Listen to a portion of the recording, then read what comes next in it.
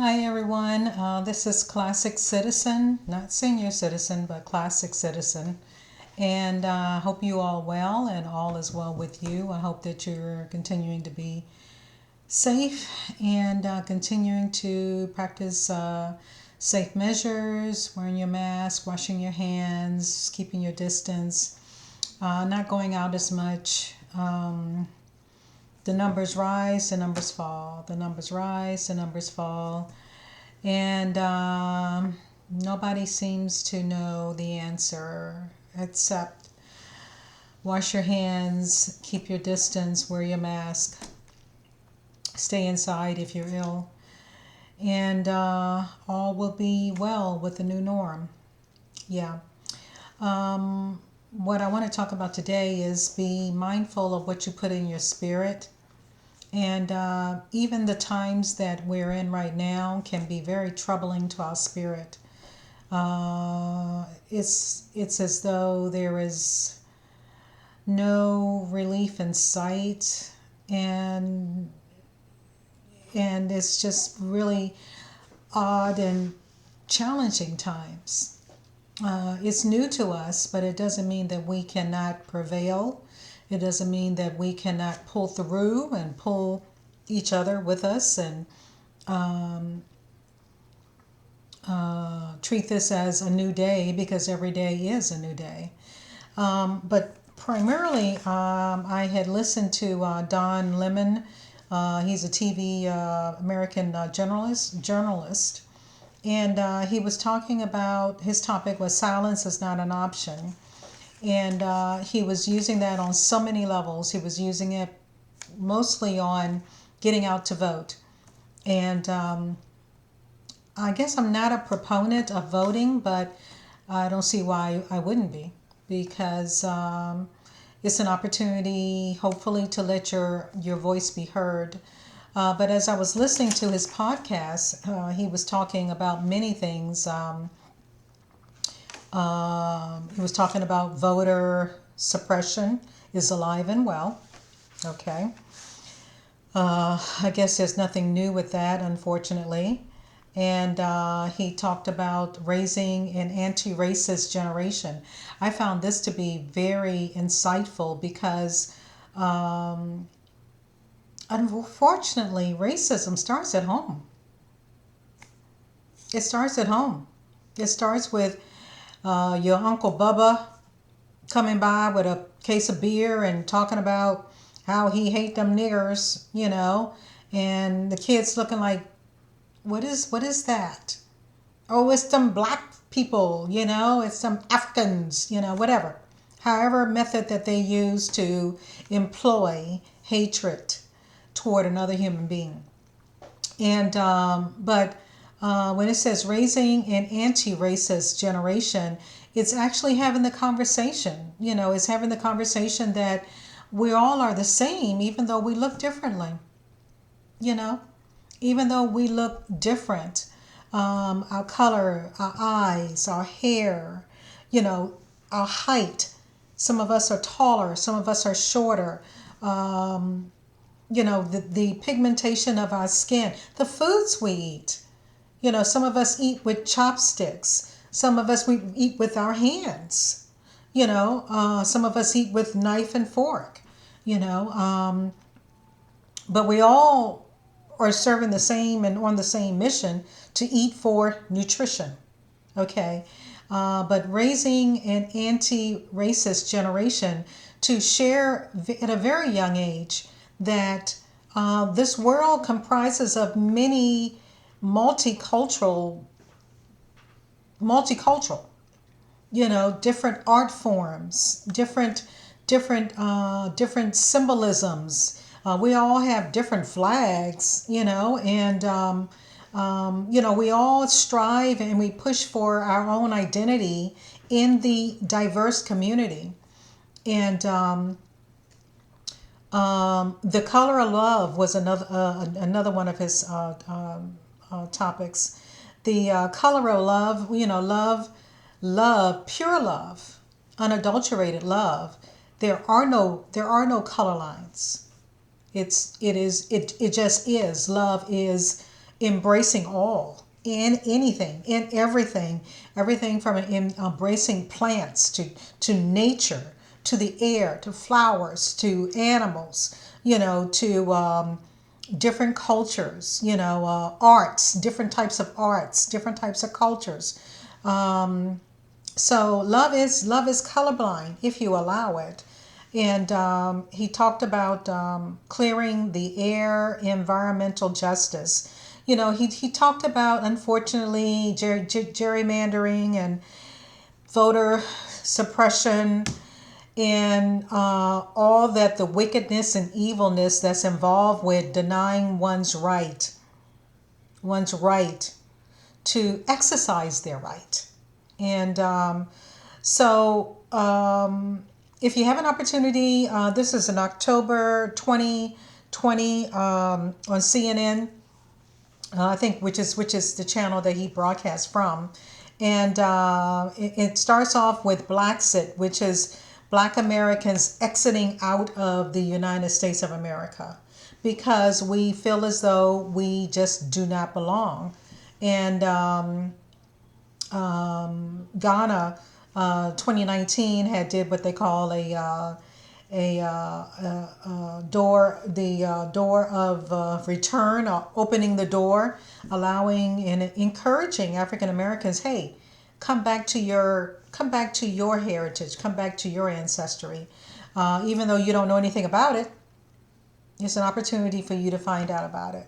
And there has been a huge amount of kind of a mass exodus, primarily of the millennials between the late 20s and early 50s. They've just kind of gotten on the bandwagon and said, I'm out of here. They've experienced too much racism, hatred, violence, bigotry, mass killings in unproportionate amounts, the unproportionate amounts of black men incarcerations, to separate the families, to separate the men from being leaders and role models in the black household, in the black community. It's a suppression. It's real and it's alive and well in America. And there's nothing we can do about it because this was never our home. This was never our home. We got here so that we can help another nation develop. And when there was a struggle to pull away from, the oppression after 400 years, then they were like, well, we don't need you, we don't want you. And subsequently, they just started hating on us. You have an organization, unfortunately, called the Ku Klux Klan. Their whole purpose is to suppress anyone, any race that is not like them. And it's unfortunate, but this is the America we live in. So having a mass exodus from this America and going to find our identity, our true identity, hey, why not? I'm on board, And so if you have an opportunity to check in on John Lemon, October this month. He starts off with October, it looks like it's the 29th, which was yesterday. And then Blaxit, and then voter suppression is alive and well, which is October 22nd. October 15th, can you vote your way to change?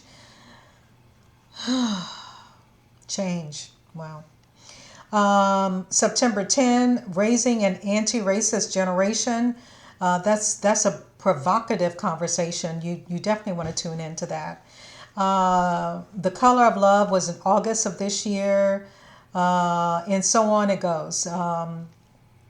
Anyway, what I wanted to talk about again was to be mindful of what you put in your spirit. I did listen to a lot of just most of John Lemon's segments, and it really bothered me so much how our nation is so divided and how people of color are not wanted. They're not embraced. They're literally hated upon. And even though he kind of focused majority on African Americans, it's people of color. And we're talking about the indigenous. They call it the indigenous. Everybody else call it Native Americans. You know, they were here first, and a part of them separated themselves and did their own plantation, and they could do better. They can do better. You know, I think they have some casinos out there where the other people come over there, and but I believe that they can do better, being that they were the first. And of course, the African American community, we were never wanted here unless we served the purpose of what they wanted us for, and that was to build their country.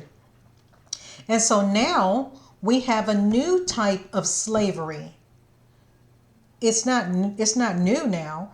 We have the National Basketball Association. Well, guess what? The majority of those are black, and they are generating money for you know who, which is what we did when we came over here on the ships. Generated money for you know who. Okay, so then you got the NFL. Guess what? Majority of them are generating money for you know who. Now, if we were to take that money, that generation of money, and maybe take it to Africa, develop our own leagues, take the money out of their hand, take our labor, and they're finding out that the amount of concussions to the head, from boxing and from football and soccer, is devastating, but it generates money. So nobody wants to have that conversation. Nobody wants to dissolve the generation of wealth that we bring to the table. So anyway, it's just so many levels of wrong. And what I like about this YouTube platform is that it allows you to just kind of voice your opinion. Now, my opinion is only worth what I think is worth. That's all. I get that, but I am my own audience. And so I appreciate YouTube for the opportunity to voice my opinions, my thoughts, my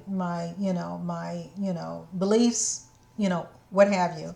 So, but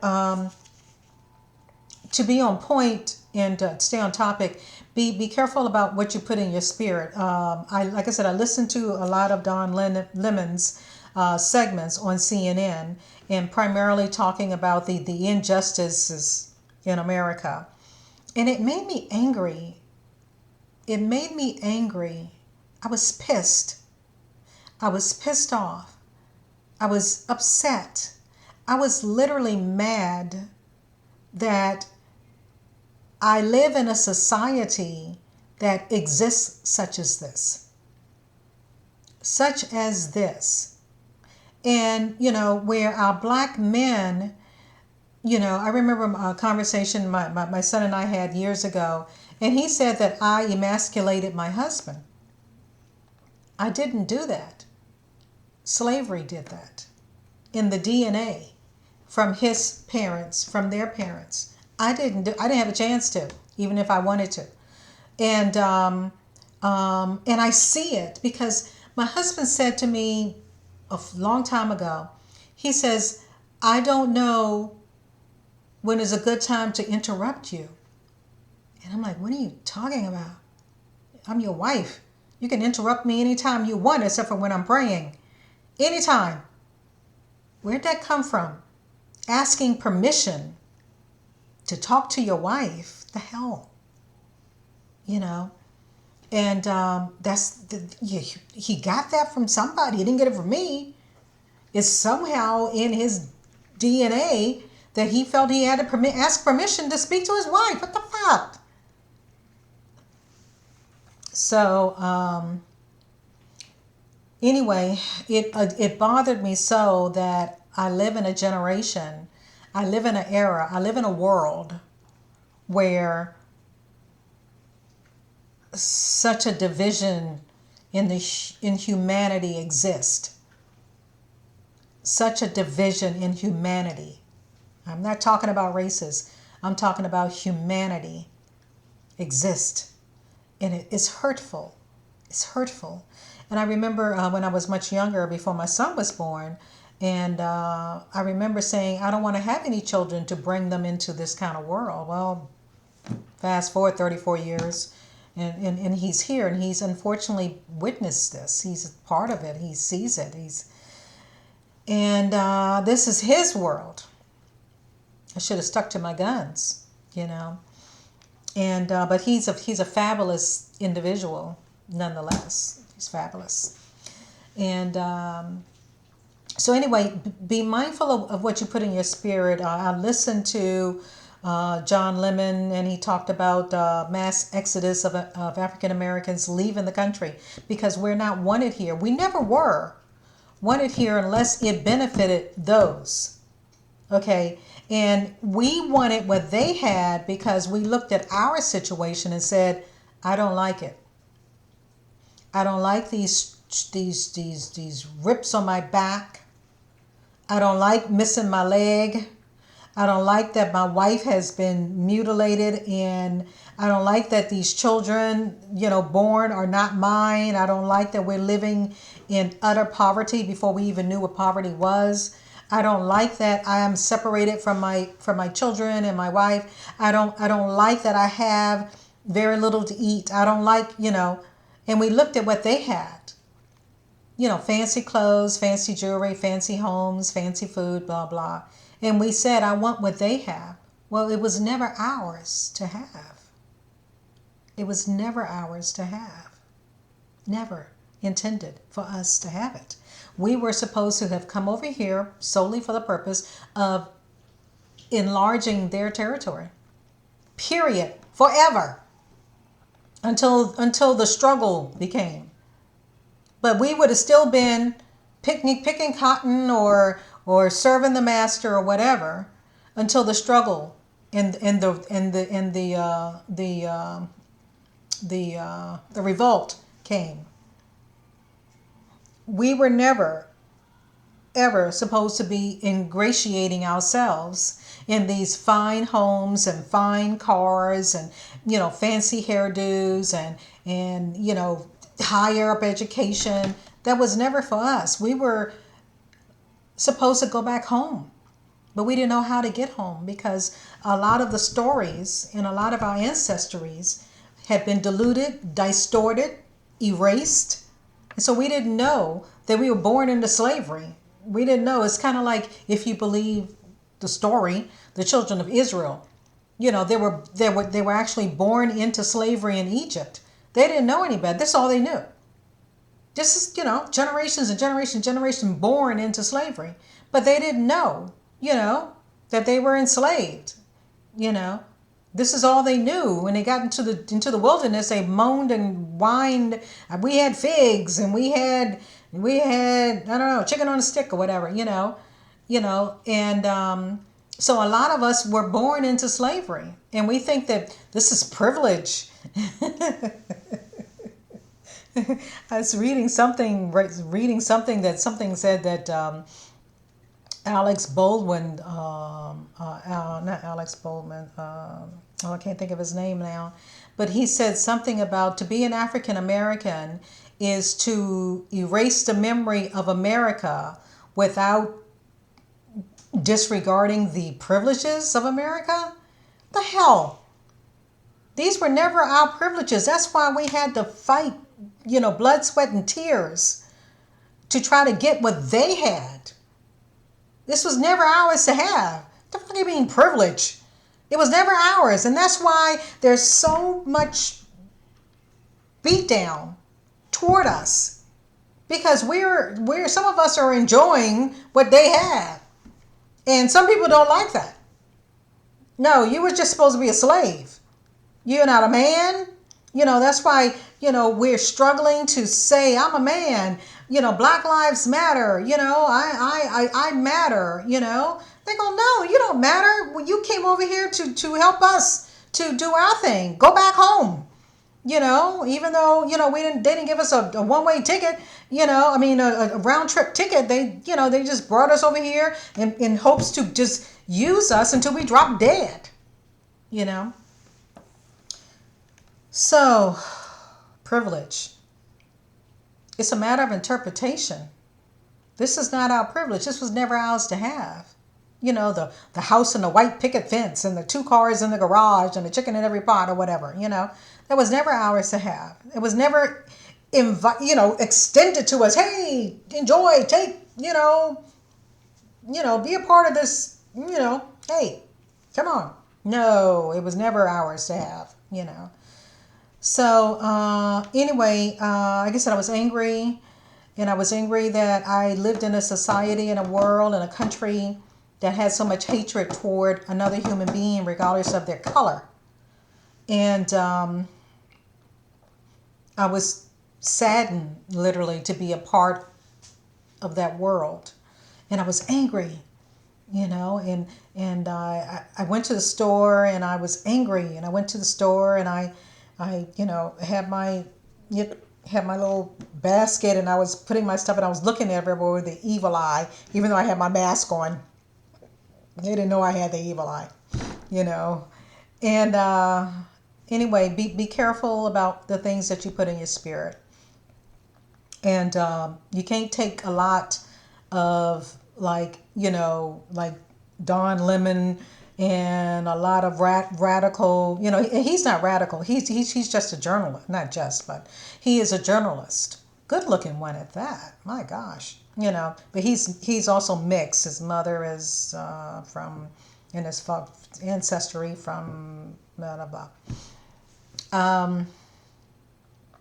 So yeah, be careful because you can't put too much negativity into you at one time. It's kind of like going to see Roots in the theater. And when you come out, you're like bitter and you're angry and you're ready to knock somebody's teeth out, I just say go home. Me, I still continue to plan. I've had my passport for a while, and if the Lord wills, next year I'll get my both visas for Gambia and Ghana.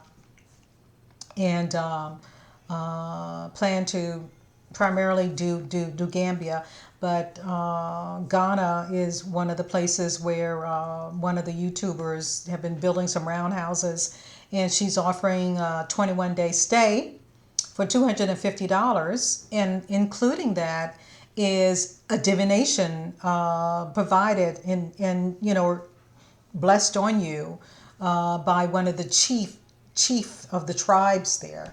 And I'm hoping that I can also find my ancestry name, get that and bring that with me. And then maybe when I come back, go back to visit again. And, I don't believe America is going to get any better. It's still going to have a divide if you of color. And